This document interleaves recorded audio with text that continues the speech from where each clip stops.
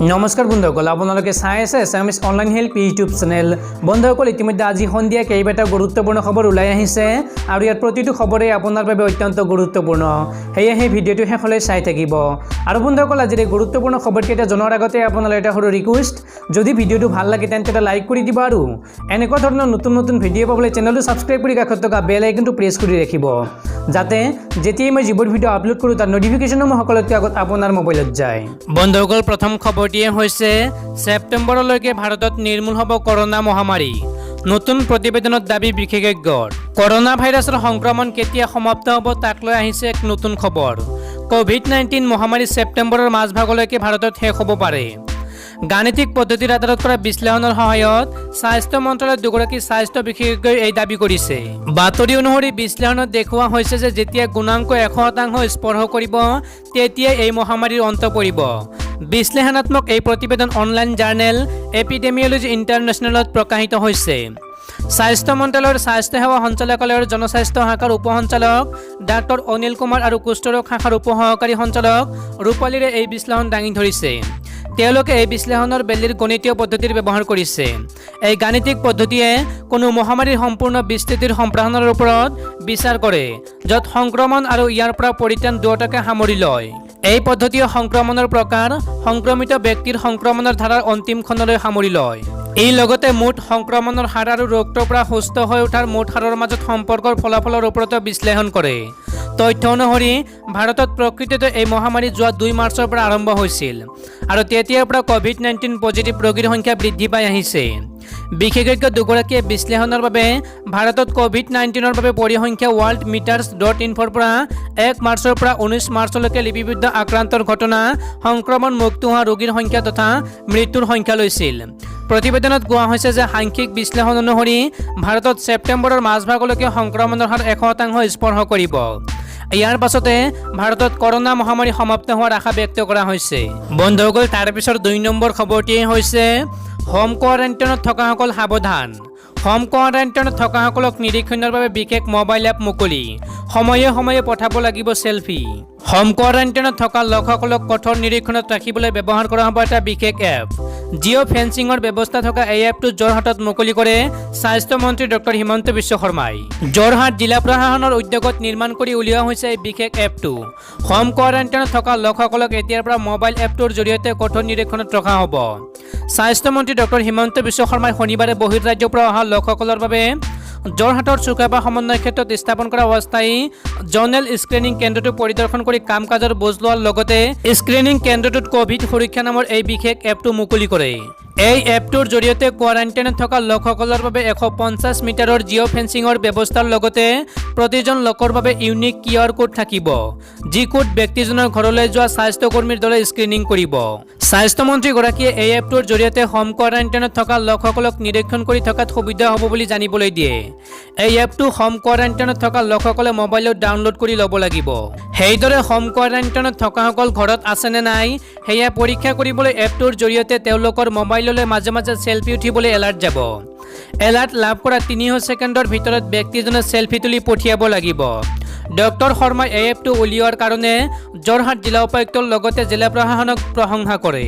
বন্ধুসকল, তাৰপিছৰ 3 নম্বৰ খবৰটিয়ে হৈছে দিল্লীৰ হিংসাত অভিযুক্ত দেৱঙ্গনা কলিতাৰ বিৰুদ্ধে ৰুজু 4টো গোচৰ। কা আন্দোলনৰ সময়ত দিল্লীত সংঘটিত হোৱা এক হিংসাত অভিযুক্ত দেৱঙ্গনা কলিতাৰ বিৰুদ্ধে ৰুজু হৈছে 4খন গোচৰ। এইবাৰ গৱেষক ছাত্ৰীগৰাকীৰ বিৰুদ্ধে লগালে UAPA। অসমৰ দেৱঙ্গনা কলিতা দিল্লীস্থিত জৱাহৰলাল নেহৰু বিশ্ববিদ্যালয়ৰ গৱেষক ছাত্ৰী। দেৱঙ্গনাৰ সহপাঠী নাতাশা নাৰৱালৰ বিৰুদ্ধে UAPA লগোৱা হৈছে।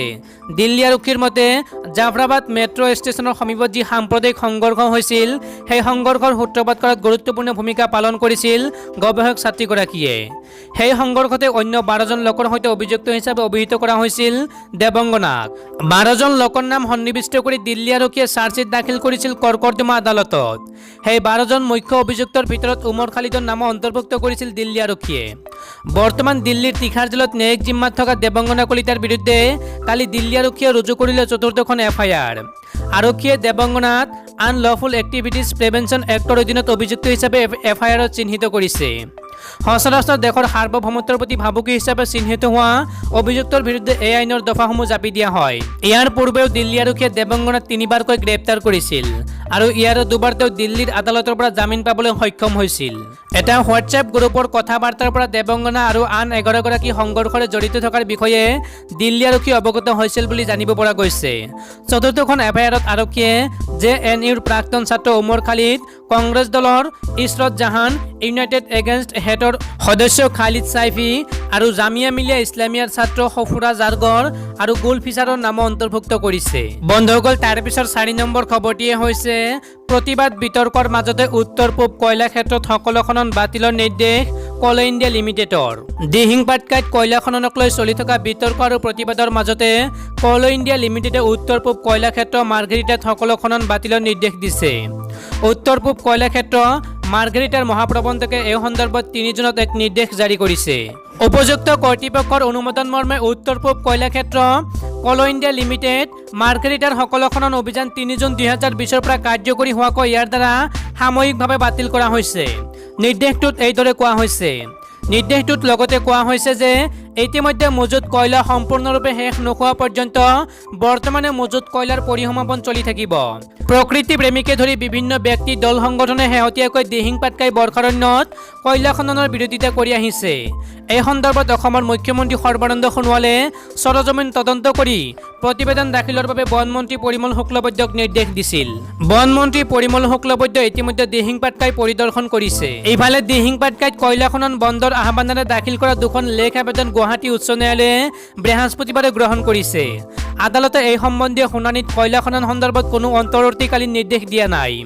কিন্তু আদালতে এই সম্বন্ধীয় প্ৰাসংগিক সকলো নথিপত্ৰ আদালতত দাখিল কৰাৰ বাবে কেন্দ্ৰীয় আৰু ৰাজ্য চৰকাৰক নিৰ্দেশ দিছে। বন্ধুসকল, তাৰ পিছৰ 5 নম্বৰ খবৰটিয়ে হৈছে বিশ্ব স্বাস্থ্যৰ জৰুৰী অৱস্থাৰ বিশেষজ্ঞ মাইক ৰায়ানৰ এক মন্তব্যই কিছু সকাহ দিছে ভাৰতক। ভাৰতত তীব্ৰ গতিত বৃদ্ধি পাইছে কৰোনাৰ সংক্ৰমণ। বৰ্তমান প্ৰতি 3 সপ্তাহত দুগুণকৈ বৃদ্ধি হৈছে সংক্ৰমণ। বিগত 44 ঘণ্টাত 9,887 জন লোক আক্ৰান্ত হৈছে মহামাৰী কৰোনা ভাইৰাছত। এনে সময়তে বিশ্ব স্বাস্থ্যৰ জৰুৰী অৱস্থাৰ বিশেষজ্ঞ মাইক ৰায়ানৰ এক মন্তব্যই কিছু সকাহ দিছে ভাৰতক। ৰায়ানে কয় যে দক্ষিণ এছিয়াৰ দেশসমূহত এতিয়াও কৰোনাৰ সংক্ৰমণৰ বিস্ফোৰণ ঘটা নাই। দক্ষিণ এছিয়াৰ ভাৰত, বাংলাদেশ, পাকিস্তান আদি ঘনবসতিপূৰ্ণ দেশসমূহত এতিয়াও হোৱা নাই কৰোনা সংক্ৰমণৰ বিস্ফোৰণ। এই দেশসমূহত কৰোনাৰ সংক্ৰমণ তুলনামূলকভাৱে কম। তথাপিও ভাৰত বৰ্তমানেও শংকামুক্ত নহয়। এই সংক্ৰান্তত বিশ্ব স্বাস্থ্য সংস্থাৰ প্ৰধান বিজ্ঞানী সৌম্য স্বামীনাথে কয় যে ভাৰতত 2 লাখতকৈ অধিক লোক আক্ৰান্ত হৈছে যদিও ভাৰতৰ আয়তন আৰু জনসংখ্যাৰ তুলনাত নিয়ন্ত্ৰণত আছে কৰোনা ভাইৰাছ। বন্ধুসকল, তাৰ পিছৰ 6 নম্বৰ খবৰটিয়ে হৈছে পুনৰ ৰাজ্যত কৰোনা ভাইৰাছৰ পৰা মুক্ত হ'ল 27 গৰাকী লোক। মুঠ আৰোগ্যৰ সংখ্যা 615 জনলৈ বৃদ্ধি। ৰাজ্যত কৰোনা আক্ৰান্তৰ সংখ্যা দ্ৰুতগতিত বৃদ্ধি পাই থাকিলেও কৰোনা আক্ৰান্ত ৰোগী সুস্থ হৈ চিকিৎসালয়ৰ পৰা উভতি যোৱা বাতৰিয়ে জনসাধাৰণক যথেষ্ট মানসিক শক্তিৰ যোগান ধৰিছে। আজি পুনৰ ৰাজ্যত 27 গৰাকী ৰোগীক কৰোনামুক্ত বুলি ঘোষণা কৰি চিকিৎসালয়ৰ পৰা মুক্তি দিয়া হৈছে। আজি চিকিৎসালয়ৰ পৰা মুক্তি দিয়াসকলৰ ভিতৰত শিলচৰ মহাবিদ্যালয় হাস্পতালৰ পৰা 13 গৰাকী, হাইলাকান্দি অসামৰিক চিকিৎসালয়ৰ পৰা 5 গৰাকী, ডিফু মেডিকেল কলেজৰ পৰা 4 গৰাকী, ফখৰুদ্দিন আলী আহমেদ মেডিকেল কলেজ হাস্পতালৰ পৰা 2 গৰাকী আৰু যোৰহাট মেডিকেল কলেজ হাস্পতালৰ পৰা 2 গৰাকী আৰু অসম মেডিকেল হাস্পতালৰ পৰা 1 গৰাকী লোকক মুক্তি দিয়া হয়। ৰাজ্যৰ স্বাস্থ্য মন্ত্ৰী ডক্টৰ হিমন্ত বিশ্ব শৰ্মাই টুইটাৰ যোগে এই কথা প্ৰকাশ কৰে। উল্লেখযোগ্য যে অসমত আজি মুক্তি দিয়া 27 গৰাকী লোককে ধৰি মুঠ 615 গৰাকী লোকক কৰোনা মুক্ত ঘোষণা কৰা হৈছে। আনহাতে ৰাজ্যত বৰ্তমানলৈকে 2565 গৰাকী লোক কৰোনা আক্ৰান্ত হোৱাৰ বিপৰীতে মৃত্যু হৈছে 4 গৰাকী লোকৰ। বৰ্তমান ৰাজ্যৰ বিভিন্ন চিকিৎসালয়ত 1943 গৰাকী ৰোগী চিকিৎসাধীন হৈ আছে। বন্ধুসকল, তাৰ পিছৰ 7 নম্বৰ খবৰটিয়ে হৈছে চৰকাৰৰ ঘোষণা। কোভিড-19ত মৃত্যু হোৱা লোকৰ মৃতদেহ চাব পাৰিব পৰিয়ালৰ লোকে। পশ্চিমবংগত কোভিড-19ত আক্ৰান্ত হৈ মৃত্যু হোৱা লোকৰ মৃতদেহ পৰিয়ালৰ লোকে চাব পাৰিব। পশ্চিমবংগ চৰকাৰে এক জাননীৰ যোগে শনিবাৰে এই নিৰ্দেশনা জাৰি কৰিছে। জাননীখনত কোৱা হৈছে যে কোভিড-19ত আক্ৰান্ত হৈ মৃত্যুবৰণ কৰা লোকৰ মৃতদেহ পৰিয়ালৰ লোকে চোৱাৰ উপৰিও মৃত ব্যক্তিজনৰ প্ৰতি শেষ শ্ৰদ্ধা জ্ঞাপন কৰিব পাৰিব। অৱশ্যে কোভিড-19ত মৃত ব্যক্তিৰ পৰিয়ালৰ বাহিৰে আন কোনো সম্পৰ্কীয় মানুহে মৃতদেহ দৰ্শন কৰিব নোৱাৰিব। নিৰ্দেশনাটোত এইদৰে কোৱা হৈছে, কোনো ৰোগীৰ মৃত্যু হ'লে চিকিৎসালয়ৰ কৰ্তৃপক্ষই পৰিয়ালৰ মানুহক 1 ঘণ্টাৰ ভিতৰত খবৰ দিব লাগিব। চৰকাৰী নিৰ্দেশনাটোত কোৱা হৈছে মৃতদেহটো এটা সুবিধাজনক স্থানত 30 মিনিটৰ বাবে ৰাখিব পাৰিব। তাতে পৰিয়ালৰ মানুহক মৃত ব্যক্তিজনক শেষ শ্ৰদ্ধা জনাবলৈ দিয়া হ'ব। এই সিদ্ধান্ত গ্ৰহণ কৰাৰ এদিনৰ পিছত প্ৰকাশ কৰা চৰকাৰী জাননীখনত কোৱা হৈছে এইদৰে। মৃতদেহটো দৰ্শন কৰাৰ সময়ত পৰিয়ালৰ লোকক মাস্ক আৰু গ্লভছ আদি চিকিৎসালয় যোগান ধৰিব। শুকুৰবাৰে কলকাতা উচ্চ ন্যায়ালয়ে এজন ব্যক্তিৰ অভিযোগৰ ভিত্তিত ৰাজ্য চৰকাৰক কোভিড-19ত মৃত ব্যক্তিৰ সন্মানজনক অন্তিম সৎকাৰৰ সন্দৰ্ভত এখন প্ৰতিবেদন দাখিল কৰাৰ নিৰ্দেশ দিছিল।